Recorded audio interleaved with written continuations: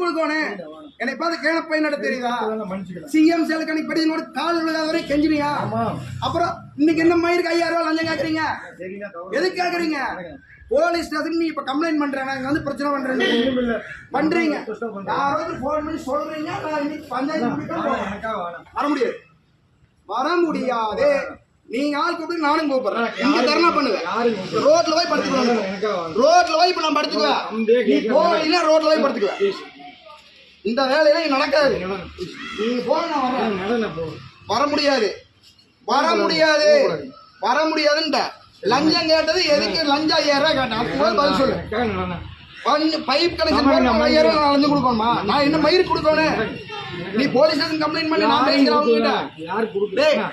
தம்பி போலீஸ் ஸ்டேஷன்ல போய் நீ இப்ப கம்ப்ளைண்ட் பண்ற என்னன்னா இவர் லஞ்சம் கேட்டாரு நான் கொடுக்கல அப்படின்னு நீ போய் இப்ப கம்ப்ளைண்ட் பண்ற, ஓகேவா?